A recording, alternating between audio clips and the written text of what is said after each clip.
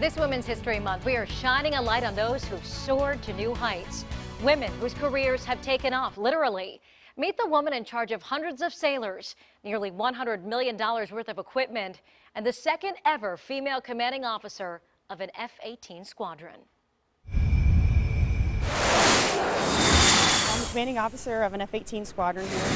Here at NAS Oceana, Commander Stacy Uttecht is at the helm of about 220 sailors and 12 aircraft. It literally is the best job in the Navy, probably actually the best job in the world.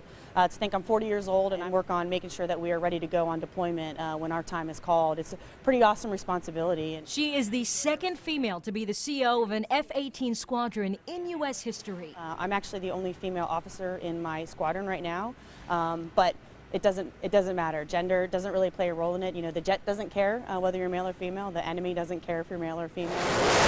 This weapon system, F-18s, are what she knows. There isn't a whole lot of room up there. You know, you're not making yourself a coffee or heating up a pizza or anything like that. And when she gets in the cockpit, it means business. It's game face on, ready to go. Like you basically put the jet on, and it's a part of you. And what's always been part of her, the flying bug.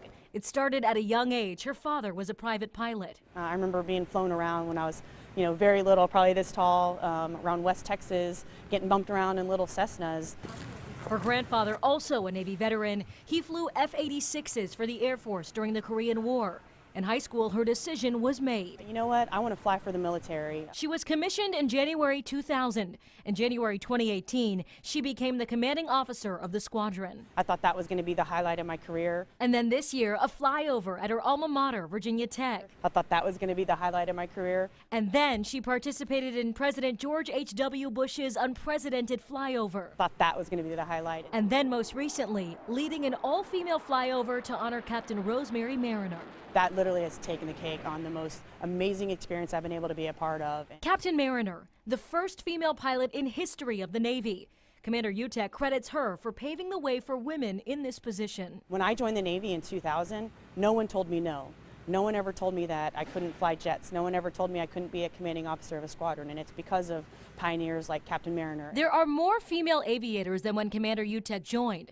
According to the U.S. Navy, as of January 2019, there were nearly 67,000 active-duty females and nearly 270,000 active-duty men in service. People have understand that there are no barriers. You can do whatever you want if you set your mind to it. With more than 3,500 hours and more than 300 carrier-arrested landings, her career, one could say, has taken off. You're part of something bigger than yourself, and you have to focus on the mission.